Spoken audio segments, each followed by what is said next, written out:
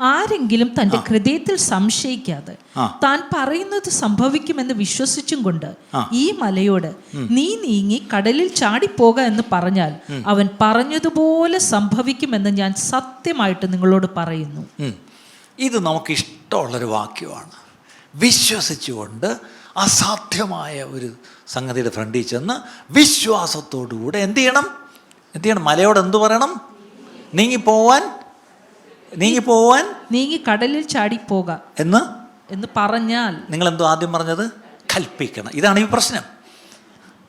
മോശയെടുത്തും ചെന്ന് ആ പാറയോട് കൽപ്പിക്കാനേ പറഞ്ഞാൽ പുള്ളി എന്നിട്ട് അടി കൊടുത്തു.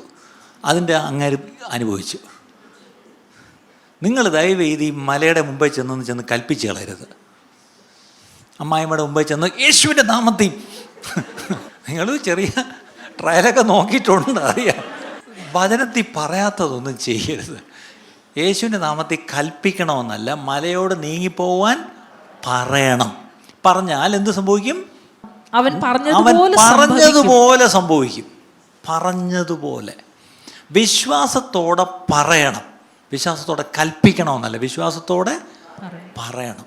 അവിടെ പറയാം, വിശ്വാസം വേണം. ആദ്യം വിശ്വസിച്ചുകൊണ്ട് എന്ത് ചെയ്യണം? പറയണം. നിങ്ങൾ പ്രാർത്ഥിപ്പാൻ നിൽക്കും. ശരി, അങ്ങനെ നിങ്ങൾ ഈ പറഞ്ഞ വിശ്വാസത്തോടെ ഈ പറഞ്ഞ മലയുടെ മുമ്പിൽ ചെന്ന് നീങ്ങി പോകാൻ പറയാൻ വേണ്ടി നിൽക്കുക.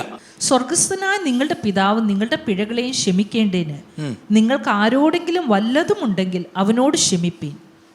നിങ്ങൾ ക്ഷമിക്കാഞ്ഞാലോ സ്വർഗസ്ഥനായ നിങ്ങളുടെ പിതാവ് നിങ്ങളുടെ പിഴകളെയും ക്ഷമിക്കുകയില്ല. അതെന്തോന്നൊരു ഡിസ്കണക്റ്റ് ഉണ്ട് അവിടെ.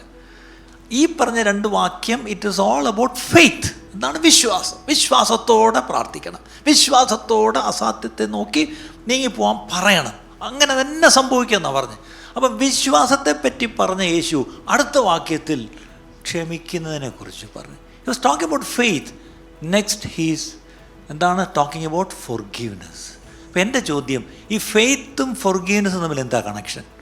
ആ രണ്ട് വാക്യങ്ങളാണ് നിങ്ങൾ ചേർത്ത് വായിക്കുമ്പം ഒരു നാണയത്തിൻ്റെ രണ്ട് വശങ്ങൾ പോലെയാണ് ഫെയ്ത്ത് ആൻഡ് ഫോർഗീവ്നെസ്. എന്താണ്?